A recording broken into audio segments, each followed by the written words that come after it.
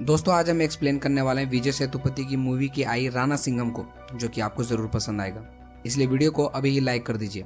तो चलिए हम कहानी को शुरू करते हैं। तो मूवी की शुरुआत में हम सावित्री नाम की एक औरत को देखते हैं। सावित्री के गाँव में सभी लोगों को पानी लाने के लिए काफी दूर जाना पड़ता था। इसी वजह से सावित्री भी अपना मटका लेकर काफी धूप में पानी लेने जाती है। और वहां पहुंचने के बाद सावित्री देखती है कि पानी लेने के लिए काफी सारी औरतें लाइन में खड़ी है। वहीं सावित्री की सासू माँ भी बैठी होती है। तभी सावित्री की सासू माँ उसे कहती है कि तुम अकेले पानी लेने क्यों आई हो, तुम अपने साथ माया को भी लेकर आती ना। असल में माया सावित्री के पति राणा सिंघम की छोटी बहन थी। इस पर सावित्री कहती है कि माया को कॉलेज जाना था, इसलिए मैं खुद पानी लेने आई हूँ। और सावित्री माया को अपनी छोटी बहन की तरह मानती है। फिर सावित्री एक जगह पर बैठी होती है। तभी सावित्री की सासू माँ उसके पास आती है। वह सावित्री से कहती है कि कुछ समय पहले हमारे यहाँ से बिजली कंपनी ने 5 लोगों को काम से निकाल दिया है और वो लोग बस लोगों का फायदा उठाना जानते हैं। इस पर सावित्री कहती है कि अच्छा है आपका बेटा यहाँ नहीं है, वरना वो इसके खिलाफ भी आवाज जरूर उठाता। इससे हमें पता चलता है कि राणा सिंघम हमेशा गलत के खिलाफ आवाज उठाता था। फिर थोड़ा टाइम बाद सावित्री घर पर आती है और जब घर पर वो कुछ काम कर रही होती है, इतने में सावित्री देखती है कि माया किसी लड़के के साथ बात करते हुए घर आ रही थी, पर सावित्री माया को कुछ भी नहीं कहती। फिर सावित्री उसे बताती है कि तुम्हारे भैया ने सबके लिए कुछ दुबई से सामान भेजा है। ये सुनकर माया बहुत खुश हो जाती है और वो सारा सामान खोल खोल कर देखने लगती है। और माया ने अपने भाई से फोन मांगा था, लेकिन सावित्री कहती है कि मैंने तुम्हारे भैया से फोन भेजने से मना कर दिया, क्योंकि अभी तुम्हें अपनी पढ़ाई पर ध्यान देना चाहिए। ये सुनते ही माया गुस्सा हो जाती है। वह सावित्री से कहती है कि आप सिर्फ इस घर की बहू हो और आपको मेरे मामले में उंगली करने की कोई जरूरत नहीं है। माया की बात सुनकर सावित्री को काफी दुख होता है। तभी उसकी सासू माँ सावित्री की इतनी बेइज्जती होते देखकर माया पर काफी चिल्लाती है और वो उसे कहती है कि तुम्हें अपनी भाभी को ये सब कहने की क्या जरूरत है, अभी क्या भी तुम्हें उनसे जाके माफी मांगनी चाहिए। तभी माया भी चुपचाप माफी मांग लेती है।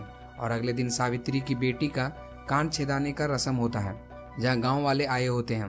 पर तभी एकदम से माया भागते हुए सभी के पास आती है और रोते हुए बताती है कि राणा सिंघम भैया की मौत हो गई है। ये सुनते ही सावित्री के पैरों तले जमीन खिसक जाती है। इतने में ऑफिसर आकर उन्हें बताता है कि दुबई में राणा सिंघम ने अपनी कंपनी के खिलाफ आवाज उठाई थी। साथ ही राणा सिंघम उस कंपनी के खिलाफ धरना प्रदर्शन कर रहे थे और वहीं दंगे में उनकी मौत हो गई। ये खबर सुनकर परिवार वाले बहुत ज्यादा रोने लगते हैं। फिर हम राणा सिंघम के पास्ट के बारे में दिखाया जाता है। एक दिन गांव में सभी लोग पानी के लिए हड़ताल कर रहे थे। उसी समय राणा सिंघम आकर सभी से कहता है हमें ऐसे हड़ताल करने के बदले सरकार से जाकर बात करनी चाहिए, जिससे हमारी पानी की समस्या खत्म हो सकती है। राणा सिंघम की बात मानकर गांव वाले पूरी तरह शांत हो जाते हैं। और वहीं पहली बार सावित्री ने राणा सिंघम को देखा था। सावित्री को भी राणा सिंघम काफी दिमाग वाला इंसान लगता है। अगले दिन सावित्री के पापा कुछ काम से राणा सिंघम को अपने खेत पे बुलाते हैं। असल में राणा सिंघम के पास ऐसी शक्ति थी जिससे वो किसी भी खेत में पानी ढूंढ सकता था। और सावित्री के पापा को कुआं बनवाने के लिए राणा सिंघम की मदद चाहिए थी, लेकिन सावित्री को ये सब सिर्फ अंधविश्वास लगता है। फिर राणा सिंघम अपने हाथ में एक नारियल लेकर पूरे खेत में घूमता है और काफी टाइम बाद आखिरकार राणा सिंघम को पानी की जगह मिल जाती है।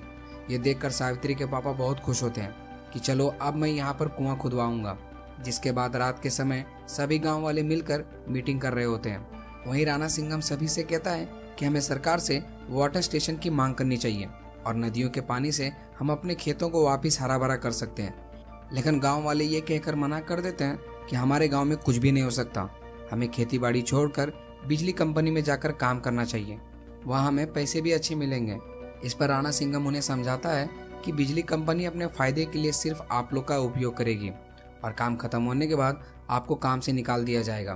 तब सभी लोगों को राणा सिंघम की बात सही लगती है, इसलिए वो लोग उसके साथ आंदोलन करने के लिए तैयार हो जाते हैं। अब अगले दिन राणा सिंघम कहीं जा रहा होता है। तभी रास्ते में सावित्री मिल जाती है। सावित्री उसे कहती है कि मैं जानती हूँ तुम्हारे पास कोई शक्ति नहीं है और तुम पानी ढूंढने के नाम पर लोगों को बेवकूफ़ बनाते हो। तभी राणा सिंघम उसे कहता है कि मैं अगर अभी बारिश करवा दूँ तो तुम मुझसे शादी करोगी। ये बात सुनकर सावित्री एकदम से हैरान हो जाती है, पर सावित्री को भरोसा था कि ऐसा कुछ भी नहीं होने वाला है और इसी वजह से वो राणा सिंघम की शर्त मान लेती है। लेकिन उसी समय खेत में बारिश होने लगती है। ये देखकर सावित्री के होश उड़ जाते हैं। फिर राणा सिंघम सावित्री से कहता है कि तुम तो शर्त हार चुकी हो, इसलिए तुम्हें मुझसे शादी करनी होगी। तभी सावित्री उसके सवाल का जवाब दिए बिना ही वहाँ से चली जाती है। और असल में यहाँ बस तुक्का लग गया था जिससे बारिश हो गई थी। फिर एक दिन राणा सिंघम की कमर में दर्द हो रहा होता है। तभी सावित्री आकर उसे कहती है कि मैं तुम्हारी कमर का दर्द ठीक कर सकती हूँ, पर तुम्हें मुझे ये बात बतानी होगी कि आखिर तुम पानी को कैसे ढूंढ लेते हो। राणा सिंघम भी बता देता है कि जैसे ही मैं पानी की जगह पर खड़ा होता हूँ वैसे ही मेरे अंदर एक करंट दौड़ने लगता है।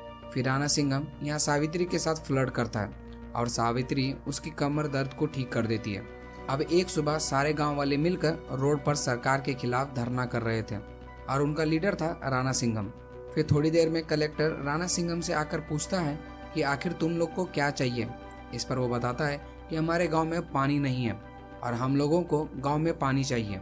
तब कलेक्टर गांव वाले से वादा करता है कि 2 महीने के अंदर तुम्हारे गांव में समस्या दूर कर दूंगा, जो सुनकर गांव वाले खुश हो जाते हैं। इसके बाद राणा सिंघम अपने परिवार के साथ सावित्री के घर पर उसका हाथ मांगने जाते हैं और यहाँ में पता चलता है कि सावित्री भी मन ही मन राणा सिंघम को प्यार करती थी। और अकेले में राणा सिंघम सावित्री से वादा करता है कि मैं जिंदगी भर तुम्हारा साथ दूंगा। तो सावित्री भी शादी के लिए तैयार हो जाती है। अब मूवी प्रेजेंट में आती है जहाँ राणा सिंघम के पापा के पास आमिर नाम का एक आदमी आता है। असल में आमिर ने ही राणा सिंघम को दुबई जाने में मदद की थी। आमिर उनसे कहता है कि अगर आप लोग को राणा सिंघम का शिव इंडिया में लाना है तो आपको काफ़ी सारी परमिशन की जरूरत होगी, साथ ही आपको 3 लाख देना पड़ेगा वरना राणा सिंघम को दुबई में ही जला दिया जाएगा। यह सुनते ही सावित्री गुस्से में आकर उसका कॉलर पकड़ लेती है कि मुझे किसी भी हालत में अपने पति यहाँ चाहिए। अब लोगों के जाने के बाद सावित्री एक जगह पर बैठकर राणा सिंघम को याद कर रही होती है। यही मूवी दोबारा से पास्ट में आती है और गांव में एक औरत नेहा का पति इसी तरह दुबई में जाकर मर गया था, मगर घर के लोग उसके पति का इंश्योरेंस का पैसा पाने के लिए नेहा की शादी जबरदस्ती अपने छोटे बेटे के साथ करवाने वाले थे।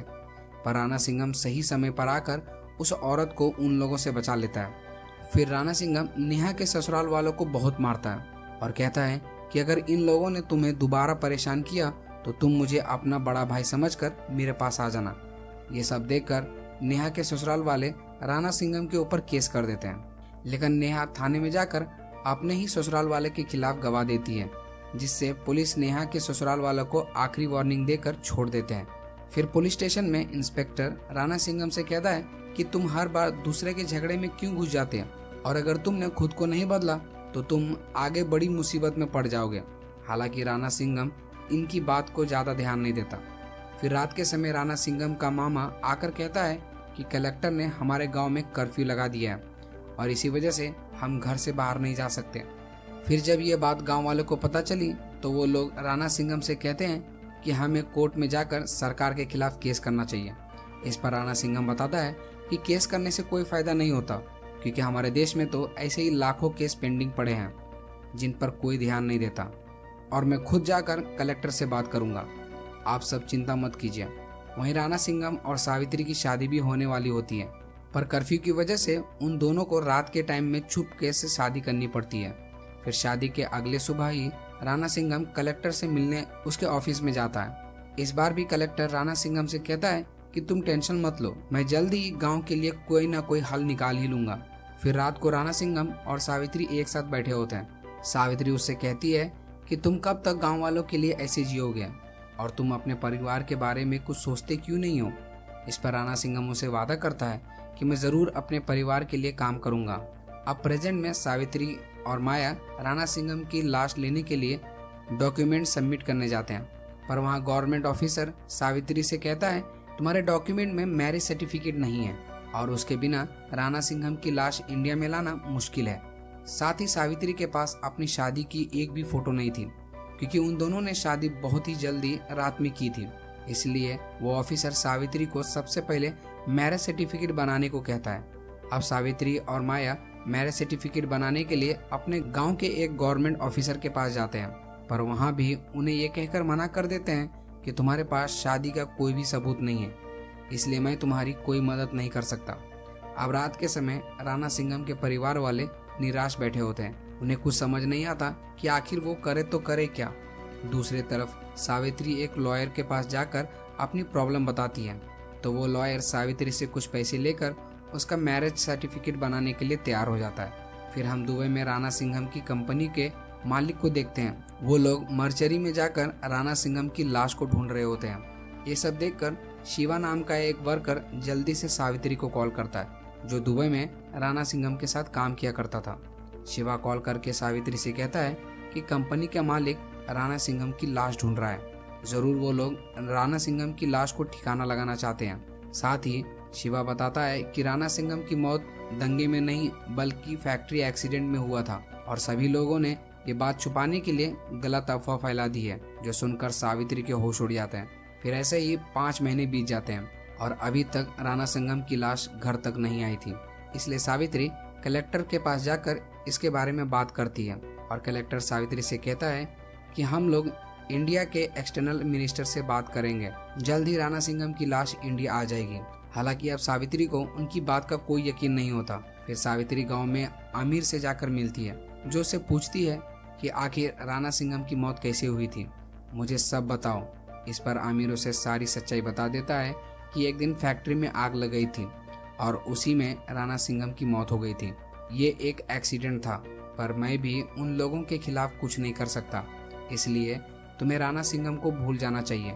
इतना कहने के बाद आमिर वहां से चला जाता है। अब अगले दिन राणा सिंघम का मामा सावित्री को अपने साथ मिनिस्टर से मिलवाने ले जाता है। मिनिस्टर सावित्री से कहता है कि राणा सिंघम हमारे गांव का भला इंसान था और मैं तुम्हारे बारे में सीएम से बात करूंगा। फिर उनके जाने से पहले मिनिस्टर राणा सिंघम के मामा से कहता है कि तुम कल सावित्री को अपने साथ मेरे आंदोलन में लेकर आना, शायद से मीडिया वाले सावित्री की मदद कर सके। अब अगली सुबह सावित्री और राणा सिंघम के मामा मिनिस्टर के आंदोलन में पहुंच जाते हैं और यहाँ आंदोलन गांव वाले के पानी के लिए हो रहा था। वहीं मिनिस्टर आंदोलन के आड़ में लोगों का वोट पाना चाहता था, इसलिए मिनिस्टर सभी से कहता है कि मैं पानी के साथ साथ राणा सिंघम की लाश को भी गांव में लाकर रहूंगा। ये बात सुनकर सावित्री समझ जाती है कि मिनिस्टर ये सब अपने फायदे के लिए कर रहा है, इसलिए वो गुस्से में वहां से चली जाती है। फिर कुछ देर बाद सावित्री जब अपने घर में आती है तो उसे मन ही मन अफसोस हो रहा होता है, क्योंकि सावित्री ने ही राणा सिंघम को दुबई जाकर काम करने के लिए सुझाव दिया था। जिसके बाद हम पास्ट में देखते हैं कि सावित्री ने राणा सिंघम से कहा था कि तुम्हें अपने परिवार के लिए दुबई जाकर काम करना चाहिए, जिससे पूरे परिवार को तुम पर गर्व हो। उसकी बात मानकर राणा सिंघम अपनी जॉब के सिलसिले में जाता है। फिर जब वह बाकी लोगों के साथ लाइन में खड़ा रहता है, उसी समय उसे एकदम से झटका महसूस होता है और झटका लगने से राणा सिंघम समझ जाता है कि जरूर इस जमीन के नीचे पानी है। इसी कारण वो वहाँ के गवर्नमेंट ऑफिसर को ये बात बताता है, लेकिन वो लोग राणा सिंघम की बात नहीं मानते और उसे धक्का मारकर भागने लगते हैं। ये सब देखकर राणा सिंघम को काफी गुस्सा आता है और वो उन सभी को ही वहीं पीट देता है। अब रात में राणा सिंघम को उसके घर वाले समझा रहे होते हैं कि तुम्हें ऐसे लड़ाई झगड़े नहीं करना चाहिए, पर राणा सिंघम सोच लेता है कि वो यहाँ पानी वाली बात सबको बताकर ही रहेगा, क्योंकि पानी मिलने से गांव की समस्या हल ही हो जाएगी। इसलिए राणा सिंघम मिनिस्टर को जाकर ये बात कहता है, पर मिनिस्टर कहता है कि वो पूरी जमीन सरकार के नाम पर है और हम लोग चाहकर भी कुछ नहीं कर सकते। जिसके बाद काफी सारे लोग राणा सिंघम को समझाते भी हैं कि तुम्हें ये सब कुछ छोड़कर दुबई जाकर काम करना चाहिए, और सावित्री भी राणा सिंघम से यही बात कहती है। इसी वजह से राणा सिंघम दुबई जाकर काम करने लगता है।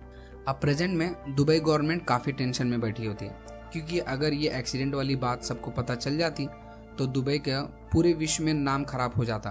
फिर दुबई गवर्नमेंट अपना रेपुटेशन बचाने के लिए इंडिया के एक्सटर्नल मिनिस्टर से कहता है कि आप हमें कुछ टाइम दीजिए, हम मरे हुए लोगों के घर वालों को उनके इंश्योरेंस के पैसे जल्द ही दे देंगे। इधर रास्ते में सावित्री को नेहा मिलती है, जो सावित्री से कहती है कि मेरे ससुराल वाले मेरे पति का इंश्योरेंस का पैसा पाने के लिए अभी भी मेरे जबरदस्ती दूसरे शादी करवाने के लिए लगे हैं।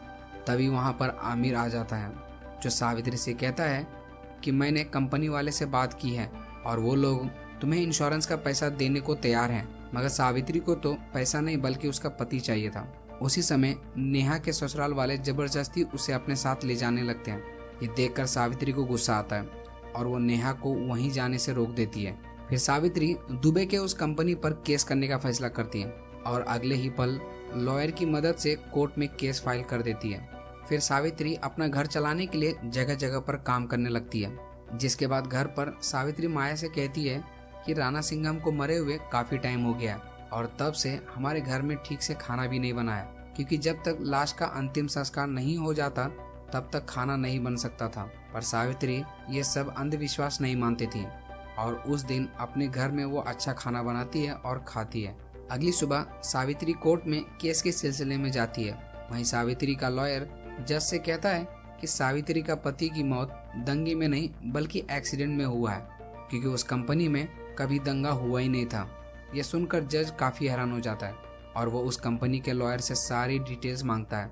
और कोर्ट में कलेक्टर जज को बताता है कि राणा सिंघम गांव में भी लोगों के साथ आंदोलन निकाला करता था, इसलिए शायद से राणा सिंघम ने दुबई में भी ये काम किया होगा। ये सब लोग सारा इंजाम राणा सिंघम के सर पर ही डाल देते हैं। इस पर सावित्री उनसे कहती है कि राणा सिंघम सिर्फ गरीब लोगों की मदद करता था और मुझे किसी भी हाल में अपने पति की लाश वापस चाहिए। ये सभी की बातें सुनने के बाद जज कहता है कि राणा सिंघम हमेशा से कानून के खिलाफ था और राणा सिंघम की लाश लाने के लिए हमें पहले दुबई के गवर्नमेंट से परमिशन लेनी होगी, इसके बाद ही कुछ हो सकता है। ये सुनते ही सावित्री फौरन वहां से चली जाती है। अब अगले दिन सावित्री गुस्से में गांव के एक जंगल को जला देती है और जब कलेक्टर वहां आता है तो सावित्री उनसे कहती है कि अभी तक तो मैं कानून के तरीके से काम कर रही थी, मगर अब से आप लोगों को हर दिन एक जगह जलती हुई मिलेगी। इस पर कलेक्टर कहता है कि तुम्हें ये सब करके क्या फायदा मिलने वाला है और तुम ये सब सिर्फ अपने गुस्से के आड़ में कर रही हो, इसलिए तुम्हें ठीक से सोचना चाहिए। फिर नेहा भी सावित्री से कहती है कि तुम्हें हार नहीं माननी चाहिए। इतने में न्यूज में श्रीदेवी की मौत की खबर आती है और सावित्री भी सोच लेती है कि वो चेन्नई जाकर सीएम से बात करेगी, इसलिए सावित्री अपनी बेटी को लेकर चेन्नई के लिए निकल जाती है। तभी सावित्री को वहां पर उसके स्कूल फ्रेंड गौतम मिलता है, जिससे सावित्री देखकर बहुत खुश हो जाती है। यहाँ गौतम अपने पत्नी के साथ फूल बेचने का काम करता है, जिसके बाद सावित्री गौतम के साथ एक गवर्नमेंट ऑफिस जाती है।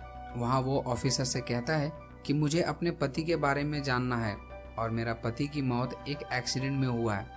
इस पर वो ऑफिसर उसे 1 महीने के बाद आने के लिए कहता है, जो सुनकर सावित्री को काफी गुस्सा आता है, पर वो उसे कुछ नहीं कहती। वहीं एक औरत सावित्री को एक जगह का एड्रेस देते हुए कहती है कि तुम अगर यहाँ जाओगे तो वो लोग तुम्हारे पति की लाश लाने में जरूर मदद करेंगे। लेकिन वहाँ जाने के बाद भी कोई फायदा नहीं होता और रात में गौतम अपनी पत्नी से सावित्री की समस्या के बारे में बताता है, जो जानकर उसका भी होश उड़ जाते हैं। अब अगले दिन सावित्री सीएम के ऑफिस में कंप्लेन करने जाती है, पर वहाँ भी सावित्री को धक्के मारकर बाहर निकाल दिया जाता है। इन सब से परेशान होकर सावित्री सीएम के गाड़ी के सामने आकर कूद जाती है।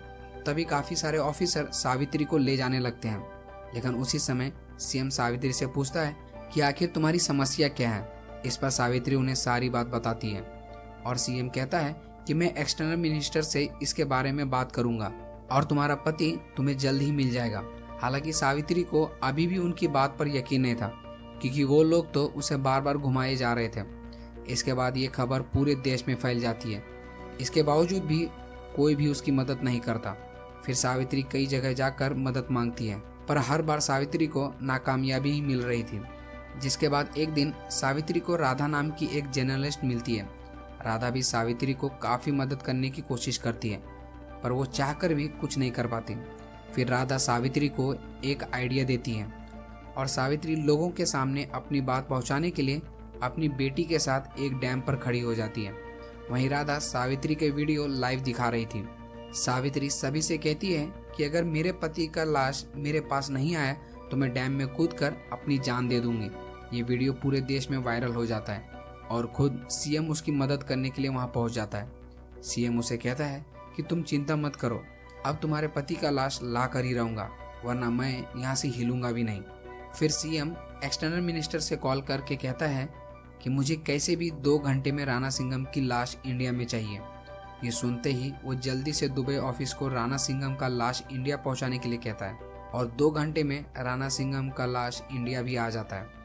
जिसके बाद सावित्री अपने पति का लाश लेकर गांव में आ जाती है और राणा सिंघम के परिवार वाले अपने बेटे की हालत देखकर बहुत रोते हैं। फिर राणा सिंघम की लाश को जलाने से पहले आखिरी बार सावित्री उसका हाथ पकड़ती है। वो कलेक्टर भी लाश को कंफर्म करने के लिए उसके परिवार से सभी लोगों का साइन लेता है। तब आखिर में राणा सिंघम को जला दिया जाता है, पर सावित्री अभी भी काफ़ी टेंशन में लग रही थी। फिर सावित्री अपने कमरे में जाकर रोने लगती है और राणा सिंघम की फ़ोटो से कहती है कि मैं हार गई हूँ, मैं तुम्हारी लाश को वापस नहीं ले आ पाई। यहाँ हमें पता चलता है कि उन लोगों ने किसी दूसरे आदमी की लाश को सावित्री को दे दिया था, क्योंकि राणा सिंघम के हाथ पर उसका नाम लिखा था, जो बात सावित्री ने बाद में नोटिस की थी। और अब वो इसी गिल्टी के साथ रोने लगती है कि वो अपने पति को वापस नहीं ले पाई। वहीं हम राणा सिंघम की लाश को समुद्र में तैरता हुआ देखते हैं, जो शायद अब किसी को कभी नहीं मिलेगा। और यहीं पर ये मूवी ख़त्म हो जाती है। दोस्तों, आपको ये मूवी कैसी लगी हमें कमेंट में ज़रूर बताएं। और अगर मूवी की एक्सप्लेनेशन अच्छी लगी हो तो प्लीज़ वीडियो को लाइक और चैनल को सब्सक्राइब करना ना भूलना। तब तक के लिए मिलता हूँ आपको अगली वीडियो में।